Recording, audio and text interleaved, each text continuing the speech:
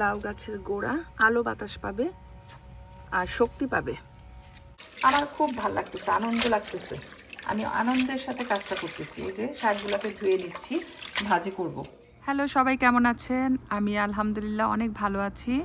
আজকের দিনটা খুবই সুন্দর। এখন আমি গার্ডেনে যাব কিছু শাক তুলে আনার জন্য।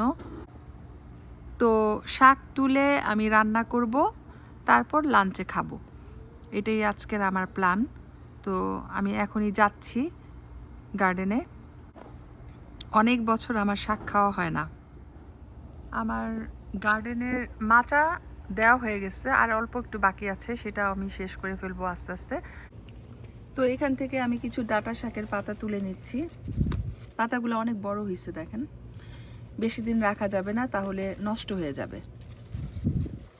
এত কষ্ট করে গাছ করে যদি না খেতে পারি, তাহলে তো কোনো লাভই হলো না।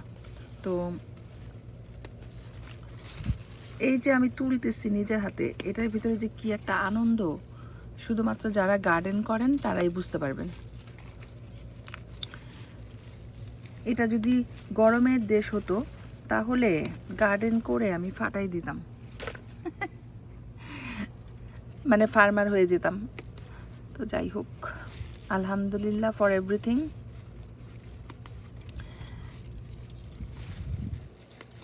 এই গাছগুলো অনেক ছোট ছিল, মাশাআল্লাহ বড় হয়েছে। তো শাক ভাজি করব, অথবা মাছ দিয়েও রান্না করা যাবে। চিংড়ি মাছ আছে, চাইলে আমি শুটকি দিয়েও করতে পারবো। তো দেখা যাক কি করি। আগে তুলি। আমি কিন্তু বড় পাতাগুলা তুলতেছি, কারণ এগুলো অলরেডি বড় হয়ে গেছে, রেখে দিলে নষ্ট হয়ে যাবে। আর তুলে ফেললে আবার নতুন করে পাতা গজাবে, সেটাও ভালো। এই যে পাতলা করে দিলাম, মাশাআল্লাহ ভালোই পাতা হয়েছে। আর একটু কেটে দিই, তাহলে গাছটা বাড়ার সুযোগ পাবে আর নতুন পাতা গজাবে। কিন্তু 4টা গাছের থেকে ভালোই পাতা পাইছি। এই যে দেখেন, অনেকগুলা পাতা হয়েছে। আরও তুলবো এখান থেকে, তাহলে মোটামুটি এক বেলার শাক হয়ে যাবে। তো এই 4টা গাছের থেকে মাশাআল্লাহ এই শাকগুলা তুলছি। এখন এই সাইডের থেকে তুলবো।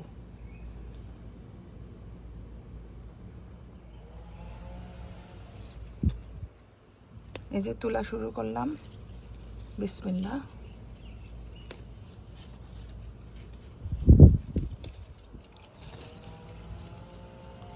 সব তুলবো না, কারণ লাগবে না। যতটুকু দরকার আমার ততটুকুই তুলবো। আমি ভেবেছিলাম যে সবগুলা শাক তুলে ফেলতে হবে, হবে না, কিন্তু অনেকগুলা শাকই হয়ে গেছে। সো আমি সবগুলার থেকে শুধু বড় পাতাগুলা তুলে নিচ্ছি।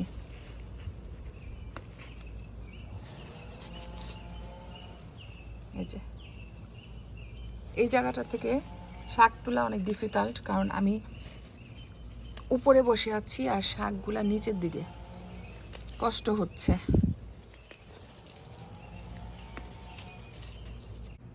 এই যে মাশাআল্লাহ শাক তোলা হয়ে গেছে এক সাইডের থেকে। ডাঁটা শাকের পাতা অনেকগুলা হয়েছে। পাতাগুলা কত সুন্দর বড় আর ফ্রেশ। আজকে আমি এগুলাকে ভাজি করব। শাক ভাজি অনেক দিন খাওয়া হয় না।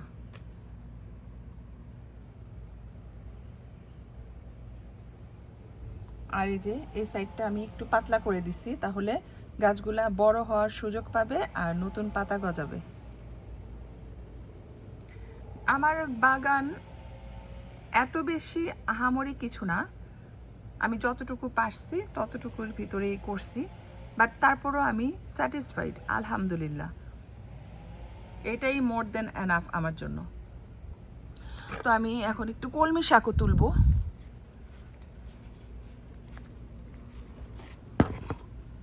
কলমি শাকটা তুলতেছি কারণ শাকগুলো একটু বড় হয়ে গেছে বেশি, কেটে দিলে আবার নতুন করে হবে। আমি সব শাক মিশিয়ে একটা ভাজি করব। কারণ শাকের পরিমাণ কম থাকলে এটা করা যায়, সব ধরনের শাক দিয়ে শাক ভাজি করা যায়।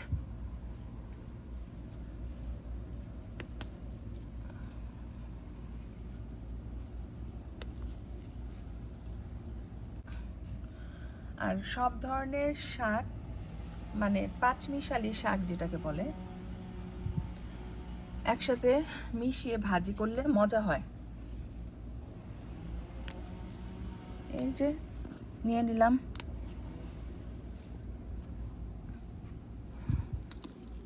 That's it. এখন এগুলো আবার নতুনভাবে গ্রো হবে। তো দেখি পুঁই শাকের পাতাও নিয়ে নিচ্ছি বেশি করে, যা আছে।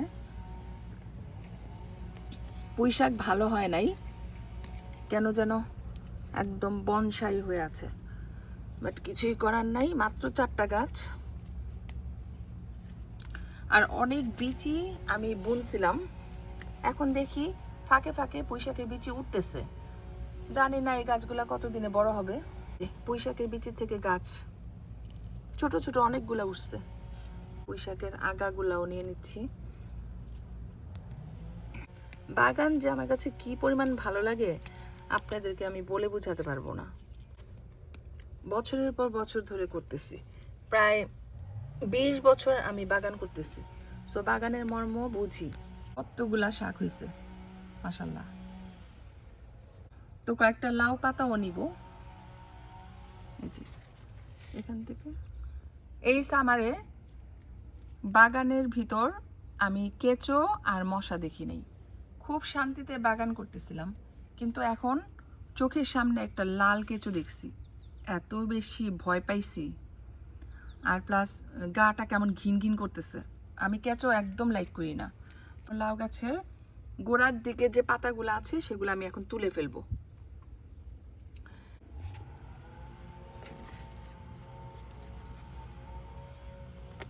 এই যে পাতাগুলো গোড়ার থেকে কেটে দিচ্ছি, তাহলে লাউ গাছের গোড়া আলো বাতাস পাবে আর শক্তি পাবে।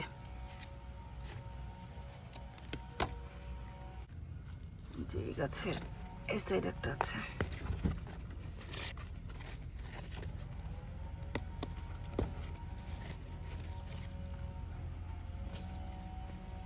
আর এই সাইড থেকে তুলবো। আমাদের নেইবার ঘাস কাটতেছে, ওর মেশিনের শব্দে আমি ঠিক মতো কথা বলতে পারতেছি না। ভিডিওতে সব সাউন্ডগুলো আসতেছে।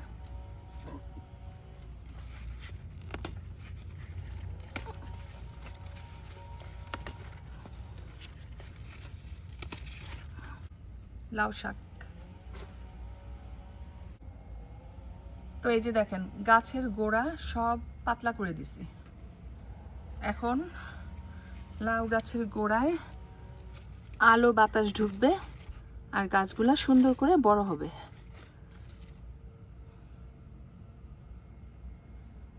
এখান থেকে মিষ্টি কুমড়ার পাতাও নিচ্ছি।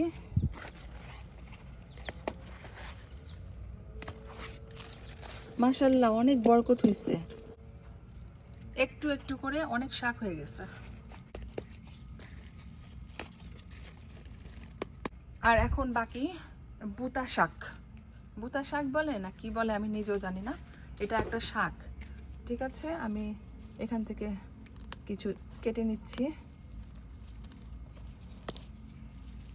কয় ধরনের শাক হয়েছে গুনতে হবে, একটা সুন্দর ভাজি হয়ে যাবে। আমি শাক ভাজি খুব পছন্দ করি খেতে। আর এখানে লাল শাকের বিচি ছিটাই দিছিলাম, 2 দিনে সুন্দর উঠে গেছে গরমে। এগুলা ন্যাচারালি হয়, মাটির থেকে এই শাকগুলা উঠে, আমি কোনো বিচি টিচি ছিটাই নেই।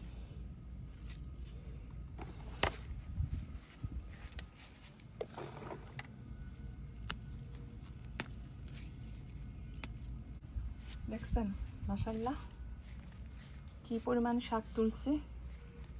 এই যে একটা বড় প্লাস্টিকের বোল ভরে গেছে। এই যে আমার গার্ডেনের শাক, মাশাল্লাহ মাশাল্লাহ। এখানে কত ধরনের শাক আমি তুলেছি জানেন? ডাঁটা শাক, কলমি শাক, পুঁই শাক, লাউ শাক, বোতা শাক, মানে 5 ধরনের শাক আমি তুলেছি। ওয়াও, আমার যে কি ভাল লাগতেছে, আমার নাচতে ইচ্ছা করতেছে। আমার ভালো লাগা, ভালোবাসা, এটা হচ্ছে আমার সবচেয়ে প্রিয় মুহূর্ত। এই শাকগুলাকে আমি নিজের হাতে কাটবো। এসব দেশে আমরা লাখ টাকা দিয়েও শাক সবজি কিনতে পাই না, মানে টাকা দিয়েও পাওয়া যায় না, আর পাওয়া গেলেও অনেক দূরে যেতে হয় আর অনেক দাম দিয়ে কিনে আনতে হয়। তো নিজের হাতে লাগানো বাগান থেকে শাক সবজি তুলে রান্না করে খাওয়ার ভিতরে যে কি আনন্দ, সেটা একমাত্র যারা করে তারাই বুঝে। আমার খুব ভালো লাগতেছে, আনন্দ লাগতেছে। আমি আনন্দের সাথে কাজটা করতেছি। এই যে শাকগুলোকে ধুয়ে নিচ্ছি, ভাজি করব। তো মাশাল্লাহ, এই যে দেখেন আমার বাগানের 5 মিশালি শাক আমি সুন্দর করে শুকনা মরিচ আর রসুন দিয়ে ভাজি করছি। দেখতে যেমন সুন্দর হয়েছে, খেতেও অনেক মজা হবে। আমি একটু ট্রাই করেছি, অনেক ভাল লাগছে। মানে পুরা শাকটা আমি খালি খেয়ে ফেলতে পারবো। আমি সবসময় 2-3টা তরকারি রান্না করি, কিন্তু আজকে আমি আর কিছু রান্না করব না। লাঞ্চের জন্য এইটাই হবে আমার সর্বশ্রেষ্ঠ খাবার, গরম ভাত সাথে 5 মিশালি শাক, তাও আবার বাগান থেকে তুলে নিজের হাতে রান্না করেছি। তো ঠিক আছে, আমি ভিডিওটা আর বেশি বড় করব না। এখন লাঞ্চ টাইম, লাঞ্চ করতে হবে, শাক দিয়ে ভাত খাবো। সবাই ভালো থাকবেন, দেখা হবে নেক্সট ভিডিওতে। আল্লাহ হাফেজ।